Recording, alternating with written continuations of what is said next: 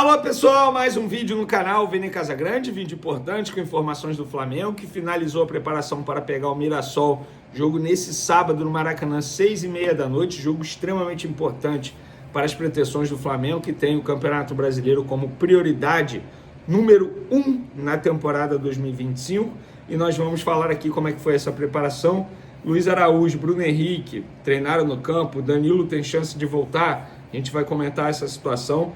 Tem também a lista de inscritos nas oitavas de final da Libertadores. Teve jogador que muita gente achava que fosse ser inscrito e acabou ficando fora da lista. A gente vai trazer que jogador é esse. E a imprensa russa informando a situação do CSKA com Matheus Gonçalves, dizendo que o jogador está próximo de ser vendido ao CSKA. Será que procede?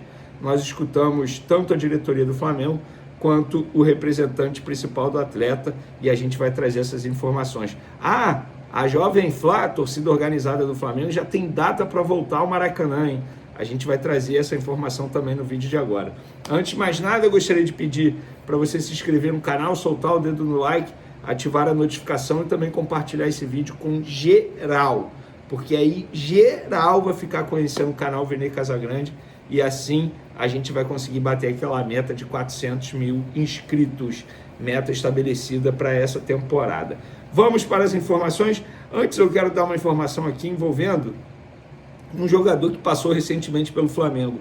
Vitinho, atacante Vitinho, vocês vão se recordar que na ocasião ele chegou em 2018 como a contratação mais cara da história do Flamengo, custando um pouco mais de 10 milhões de euros, junto ao CSKA, inclusive.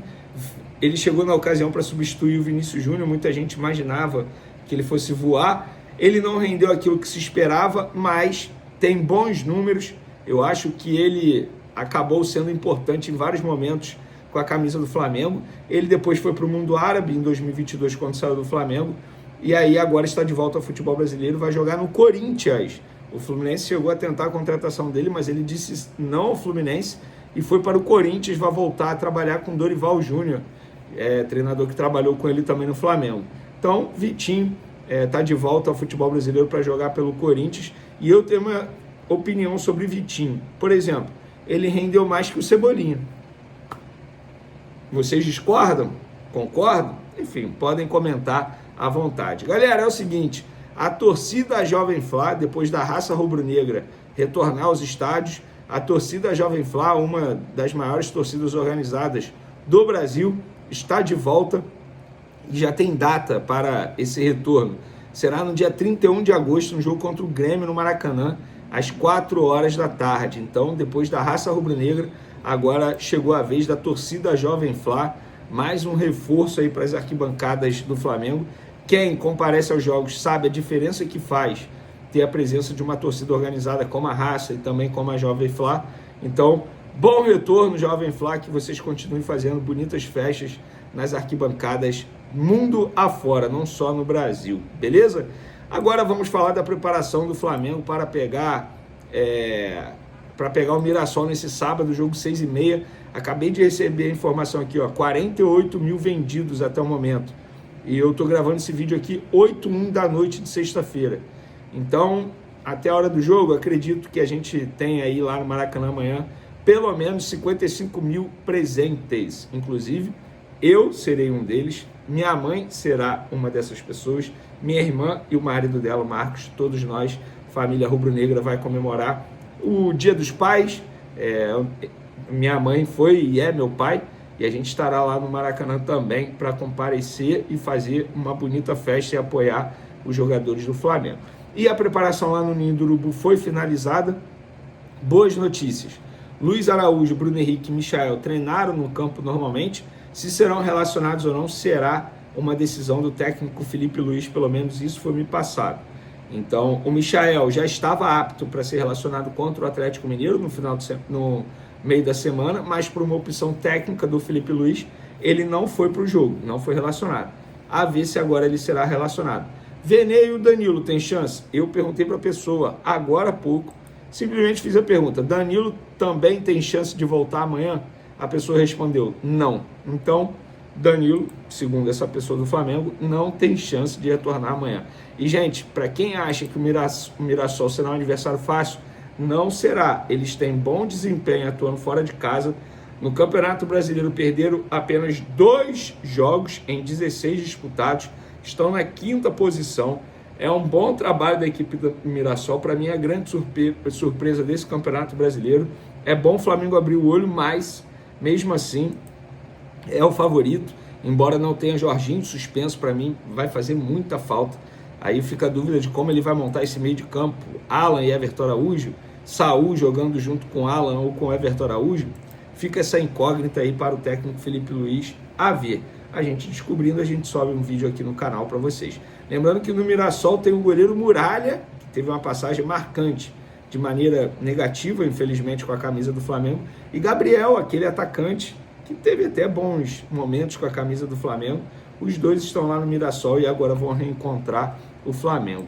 Vamos falar agora de Libertadores, galera, porque na quarta-feira que vem, dia 13, inclusive o De La Cruz não volta contra o Mirassol e tem uma expectativa de ele retornar nesse jogo de ida das oitavas de final da Libertadores contra o Internacional. Ele é um jogador que faz falta, galera. E na boa, até falei isso hoje lá no SBT, a gente debatendo, enfim, conversando sobre o Flamengo lá no programa, e levantou-se a ideia de Flamengo ir ao mercado em busca de um volante. Cara, eu defendo a ideia que o volante está ali, é o De La Cruz. Ah, mas ele vive machucado. Beleza, que faça algo para ele poder render pelo menos 45 minutos em cada jogo, gente. É um jogador que custou, sei lá, 90 milhões de reais aos cofres do Flamengo. Não foi barato e a gente sabe o potencial que ele tem. Jogador de seleção uruguaia. Então, tem que retornar o mais rápido possível e da melhor maneira possível para poder ajudar o Flamengo. Por exemplo, contra o Mirassol, ele seria extremamente importante. Na ausência do Pulgar e do Jorginho, ele com certeza jogaria. E a lista de inscritos, todos os reforços foram inscritos, obviamente. Emerson Royal, Saúl, Carrascal, Samuel Lino. Porém, teve um jogador que ficou fora. E eu confesso que eu esperava que ele fosse pelo menos ser inscrito nessa fase da Libertadores, que é o Vitor Hugo. Isso, para mim, de uma maneira indireta, entre linhas, deixa muito claro que a diretoria não vai fazer nenhum esforço para ficar com o Vitor Hugo. Se chegar a proposta, o Flamengo vai fazer negócio. Agora,